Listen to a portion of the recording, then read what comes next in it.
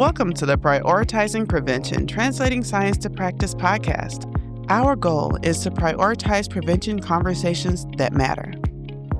Our topic for today is driving maternal mental health support through healthcare partnerships, with special guests Toni, Ashton, and Christy Fisher. Now here's our host, Dr. Holly Raffle. Hello, everyone. Let's dive into Episode 5, Season 3 of Prioritizing Prevention, Translating Science to Practice. I'm Holly Raffle, and it's my honor to serve as the Faculty Director of the Ohio Center of Excellence for Behavioral Health Prevention and Promotion, bringing you this podcast. Every month, we shine a light on a different facet of our community, and for June, our focus is squarely on the healthcare sector. Think about it. Physicians, nurses, mental health practitioners, dentists, therapists, public health professionals, dietitians, these are frontline heroes. They're often the first people individuals encountering mental, emotional, and behavioral health struggles turn to.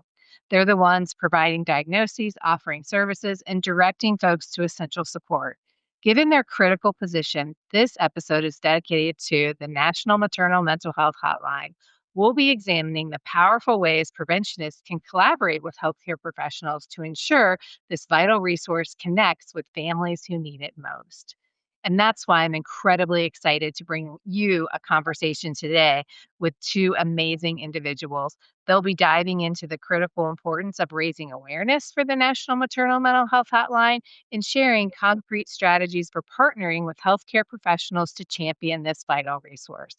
I'm absolutely thrilled to introduce our listeners to Toni Ashton from the Fairfield County ADAMH Board and Christy Fisher with the Ashtabula County Mental Health Recovery Services Board.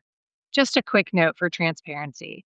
I've had the immense privilege of collaborating with Toni on this HRSA-funded initiative since September of 2018, and Christy joined us on the initiative in 2024. For those of you interested in learning more about the Communities of Practice Rural Community Opioid Response Program, you'll find a direct link in our show notes. On to the show. First up, we have Toni Ashton, the Prevention and Community Manager for the Fairfield County ADAMH Board. Toni is a powerhouse, leading both the Fairfield County PART Coalition, that's Prevention, Advocacy, Recovery, and Treatment, and the Fairfield County Suicide Coalition.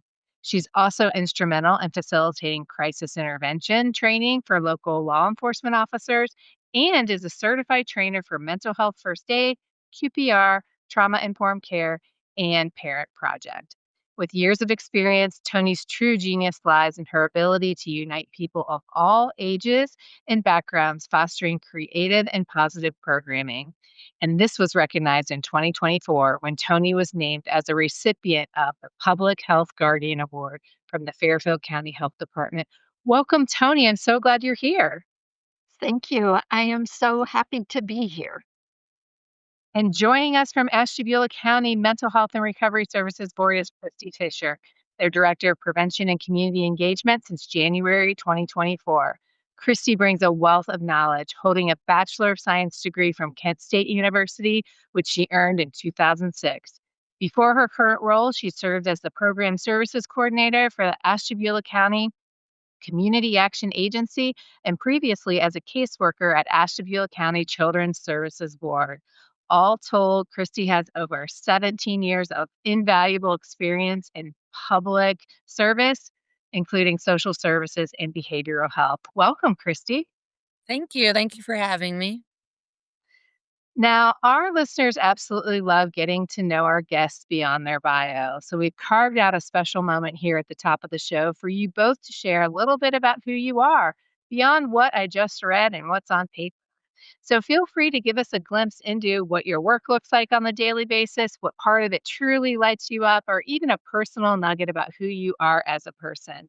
Let's start with Christy. So, why I do this job, I always think of my why. It's just my passion for helping people, seeing the resiliency that people have, and offering them hope, is just one of my biggest drives doing this job. Um, Also, I am a mom myself, a mom and stepmom, and of 5 kids. So I'm very busy, and in the community. And also, I am an avid golf player. So just a little bit about myself. Thanks, Christy. And now let's hear from Toni. I would say that I have worked in the social service field for my whole career, which has been a really long career, um, in a variety of positions. I am a licensed social worker. I also am an Ohio certified prevention consultant.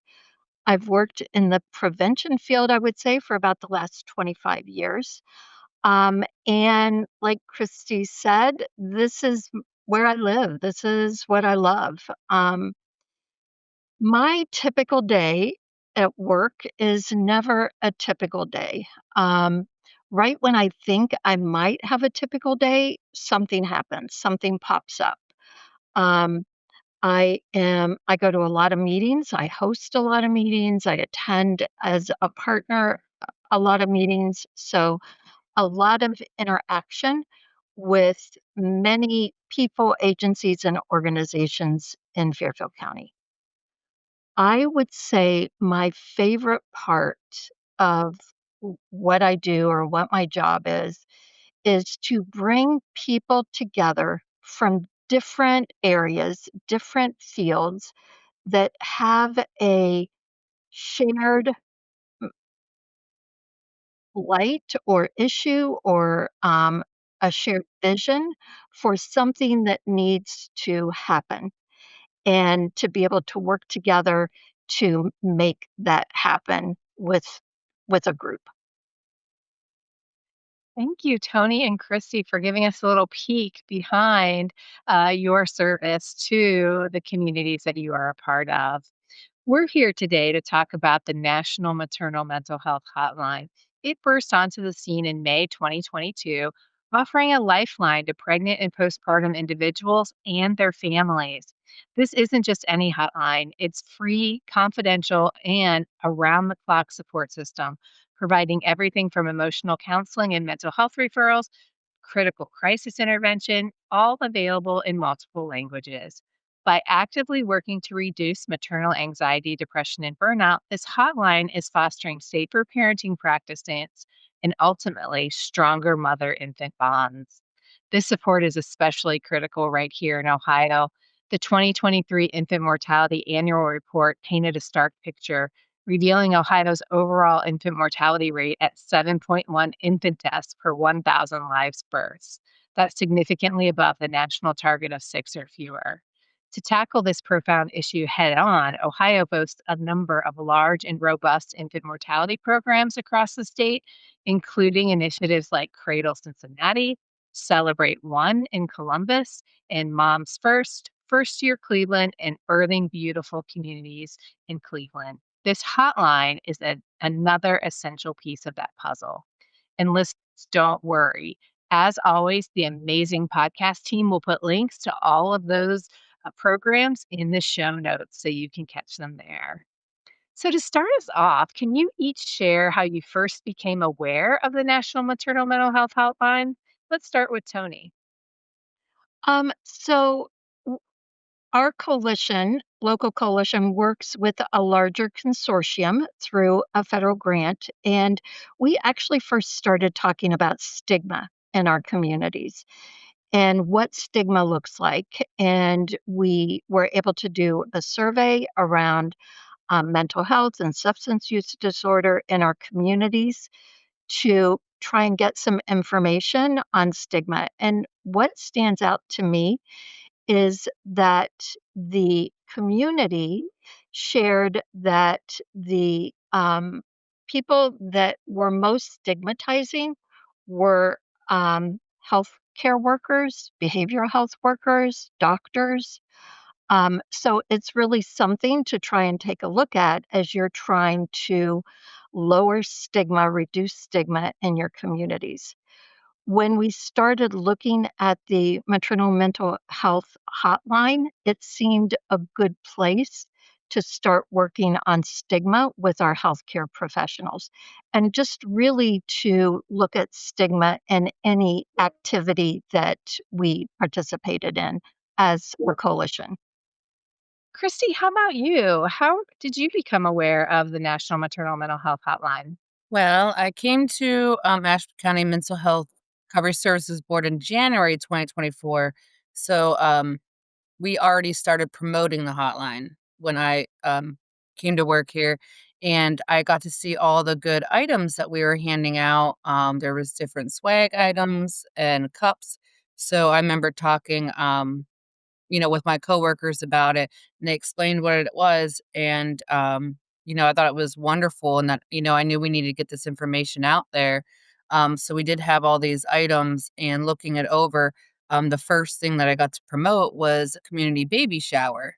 So, just reading about the National Maternal Mental Health Hotline, why we needed it, and understanding why it was important in our community, which was very important, and a lot of people didn't know about it at the time. So I kind of got to be on the front lines of promoting it and getting it started and getting the word out there, um, which we've been doing ever since. So, yeah, I think just starting to work here, and getting to kind of take it firsthand and take off with it to help promote it. Absolutely. Thank you so much. And all of the infant mortality initiatives that we mentioned in the intro were located in 3 Cs: Cincinnati, Columbus, and Cleveland. But you both live in communities that are either predominantly or entirely rural. So, how does the hotline connect to the work that you're doing in the counties you serve? Christy, I know Ashtabula is entirely rural. So, how do you see that supporting rural moms and families? I think living in our community, because it's so rural, sometimes they don't have connections or support like you would in other cities, or big programs, support groups that you can go to. Um, so just having a hotline that they can actually call and reach out is very vital. There's a lot of times in my past work, working with families, that I would go into a home and realize that they didn't have big families or friends or support, or people that could call on, just so they could ask questions to when they, just had a baby. Also, we don't have a ton of doctor's offices. We don't have a maternity ward here now in the county. So that kind of makes things more difficult.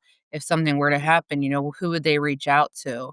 Um, so definitely not having that big city atmosphere kind of makes things a little, it's a struggle for people to get that support. And I think that's why it's very crucial to have something that they can reach out to. Yeah, thank you. And Tony, Fairfield County is a little more mixed, so it's not entirely rural like Ashtabula, but you do have rural areas. So, how does the hotline connect to Fairfield County rurally and as a whole, do you think? So I would say that similar to what Christy said, that the folks that live out in the rural areas, it's a little more difficult to be able to get services. It also, the services that might be there um, is can be stigmatizing. That the communities are so small that if they see someone go into a specific office, there is a lot of talk and gossip, and so it is, I think, really important to have some way to get the support that is more anonymous in nature and less stigmatizing for people in rural areas. Absolutely. And given the critical statistics we just discussed, particularly Ohio's infant mortality rate, why is it essential for preventionists to not just be aware of, but actively get involved in promoting the National Maternal Mental Health Hotline? Tony, what would you tell your prevention specialist colleagues? That the information is valuable, that it's education, it is helpful not only to the mom, um, the pregnant mom or the postpartum mom, but also to those people that support her. A lot of times, maybe that support person would be the one to see some signs or symptoms or have concerns, and they can also use the hotline to be able to talk with someone. Thank you. And Christy, from your experience, taking the hotline out to the community, what kind of training, information, or resources do you feel are most beneficial for health professionals to have to feel confident and equipped to promote the hotline effectively? I think just reminding them that people might not always seek help, like, Toni said, could be stigmatizing. Sometimes doctors' offices think or health professionals think they might just come to them, but they might not because of the stigma or might be too scared to bring up something that they're struggling with.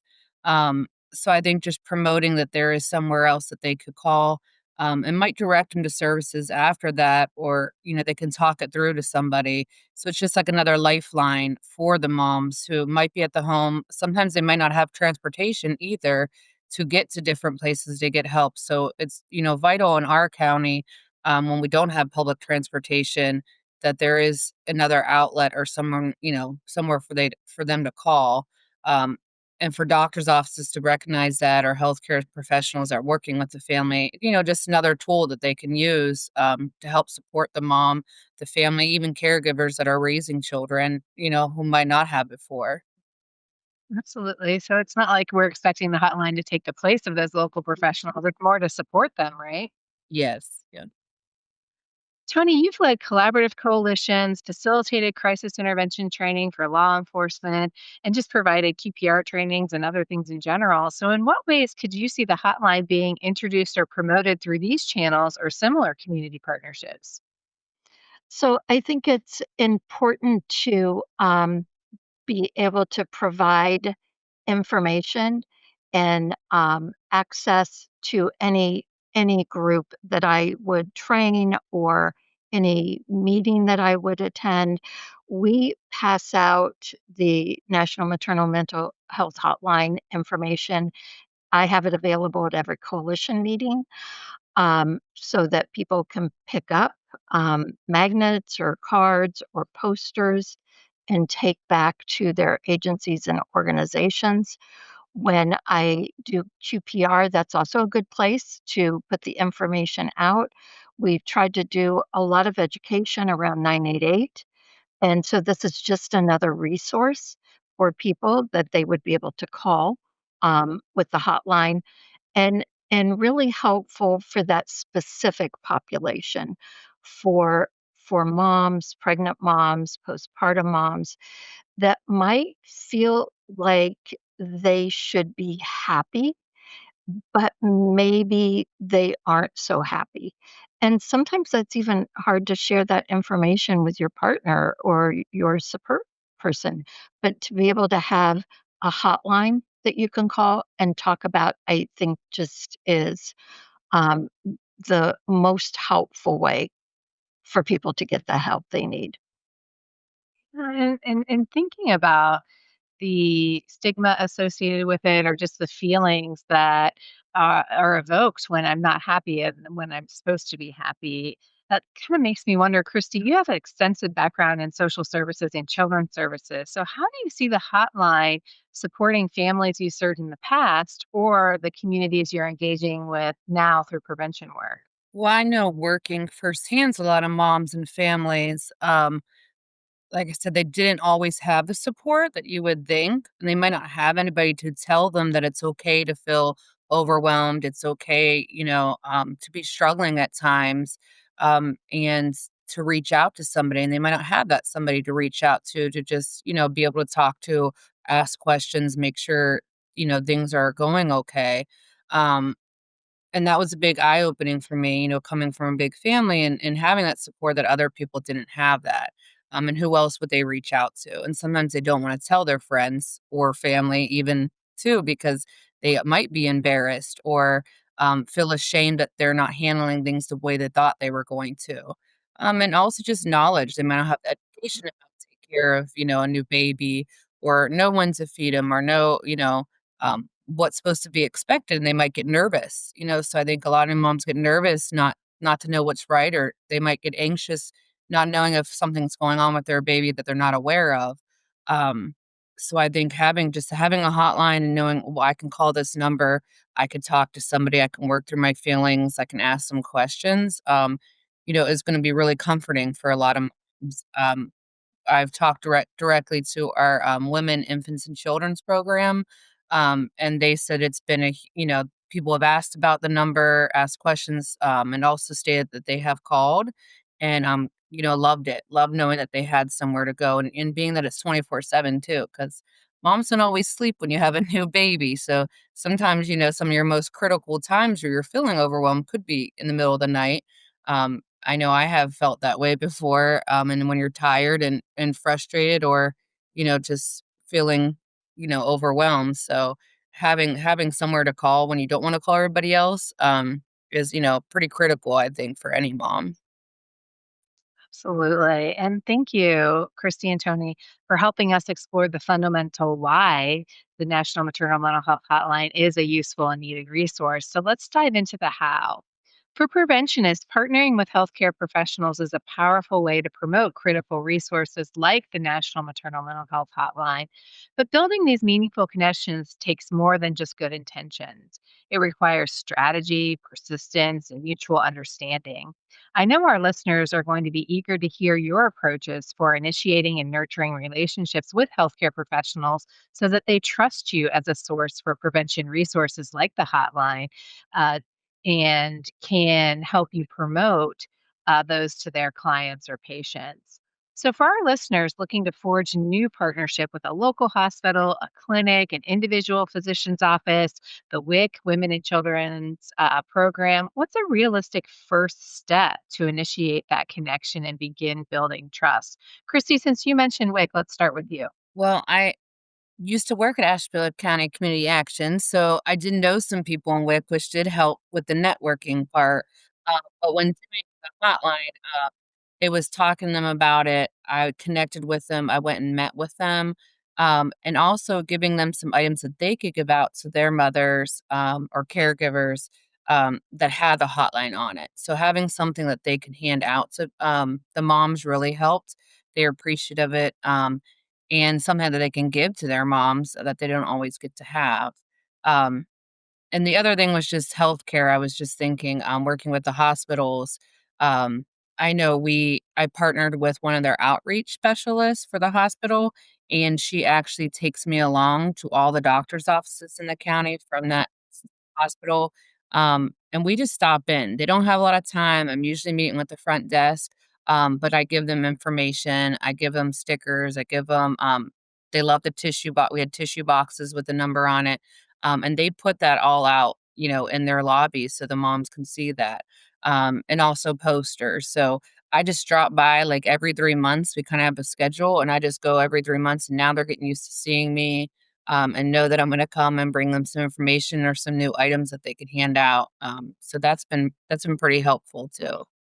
And Tony, I know you've been working in Fairfield County for an extended period of time. Were there any new partnerships you had to forge? And if so, how did you do that?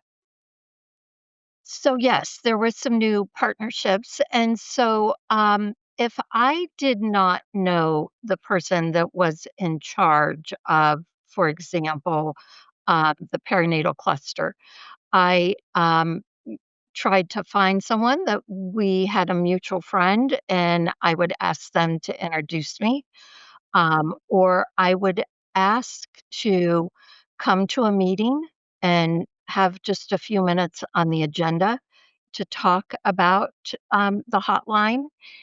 And like Christy said, we had a lot of branded assets that we could give to people that they thought were wonderful, and they wanted to be able to give those out to the moms that they work with. So it was fairly easy, I think, just because I'm familiar with the agencies and organizations. We do have a couple providers that work with the ADAM board that work specifically with moms with substance use disorder. So that was a great group to make sure they had the information on the hotline. There's another program through the ADAM board called Teens with Tots that work with young teens that are pregnant, or after giving birth. And so giving that information out to them was also, I think, just really helpful. Um, w- any place I thought of that there would be the potential to have moms, postpartum moms, or people that support moms, I would try and access. I think the important part is building relationships. So you have to start out by building that relationship. And then that can lead to lots of other things, lots of other programs, lots of other information and education.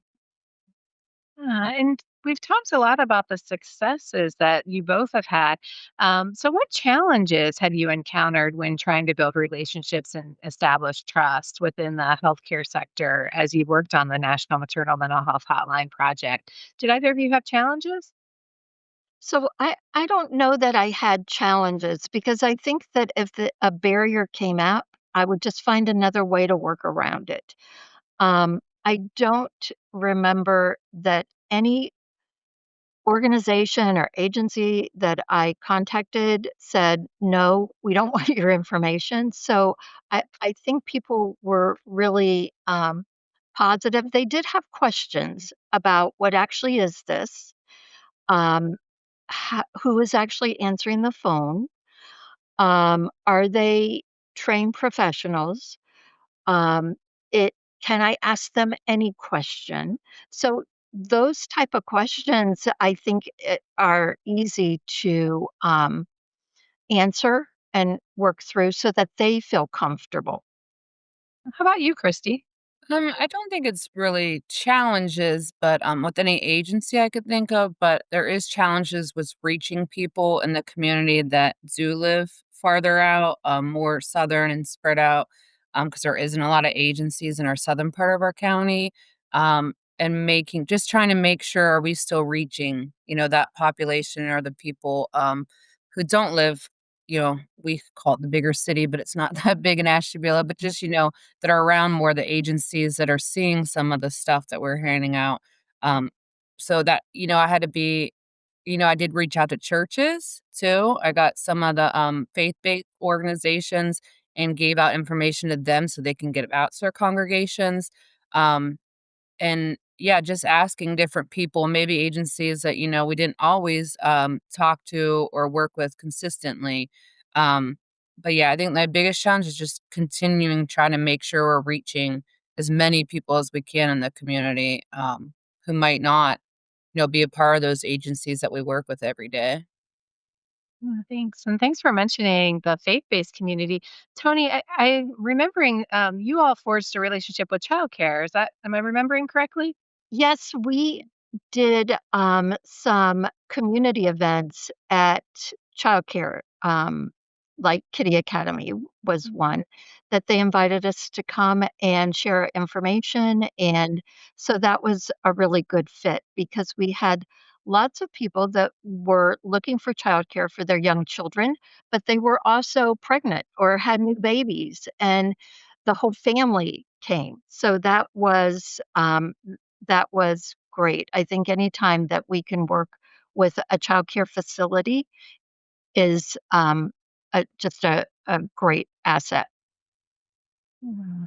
So, thinking specifically about maternal mental health, what kinds of practical strategies have you seen or done work well for getting the National Maternal Mental Health Hotline out into the community? Christy, let's start with you. I think like we've been talking about just reaching out to those agencies that already work with the population. And I think social media has helped a lot. Doing stuff on Facebook, I think that's helped reach people who we didn't think we could always reach or might not live in areas that have a lot of these agencies around them. Um, so, yeah, I think just working with the agencies would be the best. How about you, Tony? What suggestions do you have for our listeners? Just practical strategies.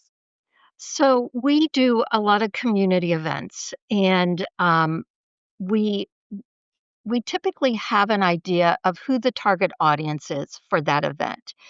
For example, we did an event, a Healthy Kids Day event at our YMCA. So we knew that there would be families there and that there would be kids there.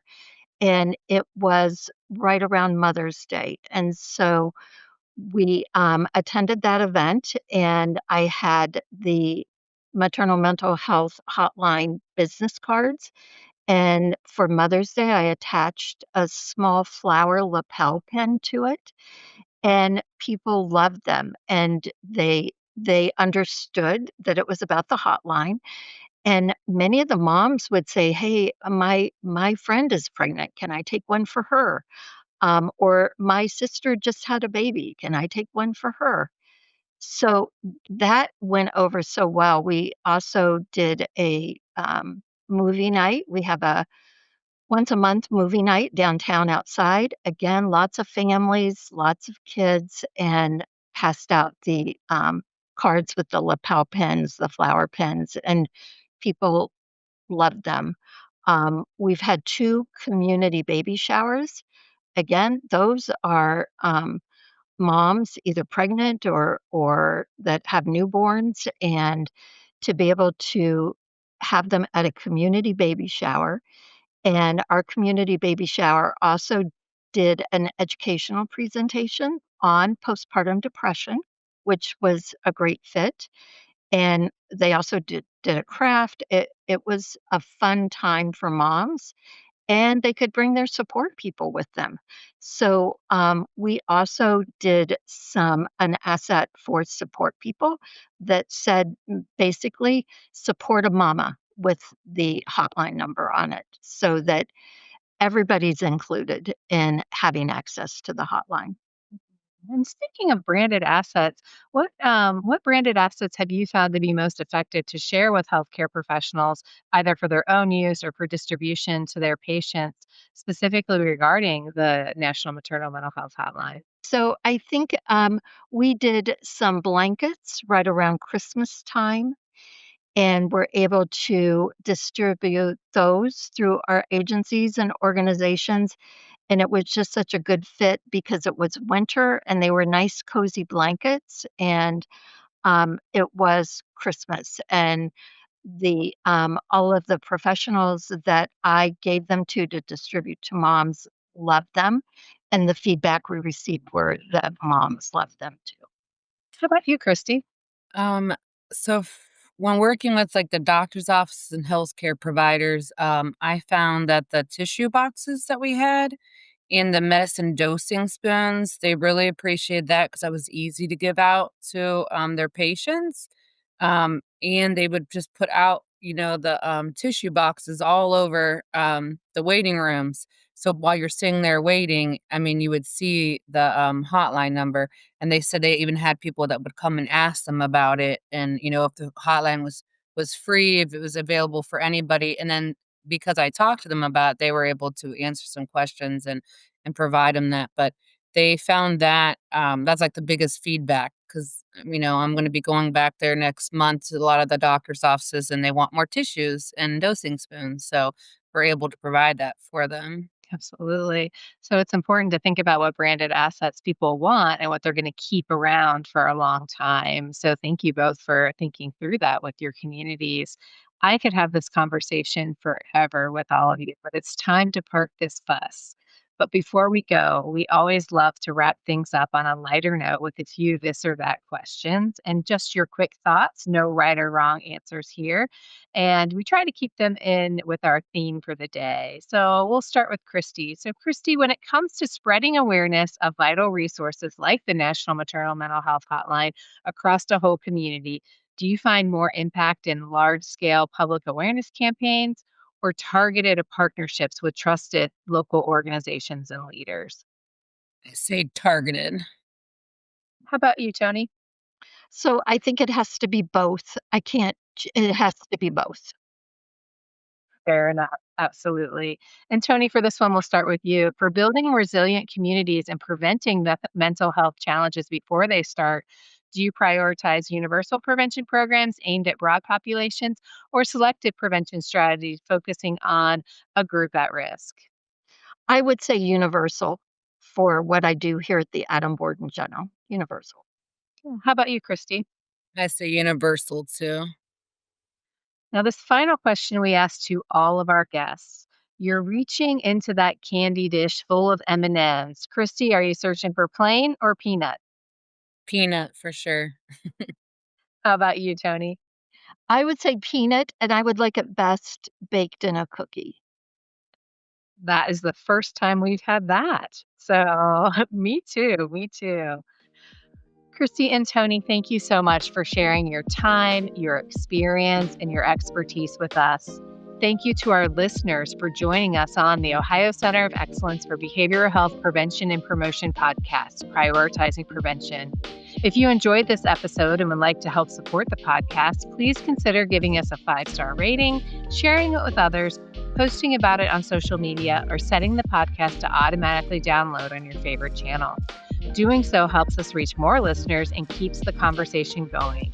To catch all the latest from the center, follow us on LinkedIn, Instagram, X, and Facebook at OH Prevention COE, or visit us at preventioncoe.ohio.gov to sign up for our monthly newsletter. If you missed our last podcast, it was a gem. We spoke with Daniel Bennett, Director of Statewide Prevention and Expansion at the Ohio Suicide Prevention Foundation, and Kelly Berry, the Senior Program Manager at 1 in 5. In this discussion, we recognized the unique mental health challenges faced by men and identified actionable strategies, resources, and best practices that support men's mental health and workplace well-being. This podcast was produced by the amazing Ivory Lloyd at Global Insight Productions and is supported by the equally amazing Dayu Zhang and Jen Morrell at the Ohio Center of Excellence for Behavioral Health Prevention and Promotion. Without you, we couldn't have this podcast, and thank you for all your work to get positive prevention content out into the world. This has been the Prioritizing Prevention podcast. For more episodes, you can visit us on Spotify, YouTube, Google Play, Apple Music, and many more. This program is funded by the Ohio Department of Mental Health and Addiction Services. For more information about us, please visit preventioncoe.ohio.gov. Thank you for listening.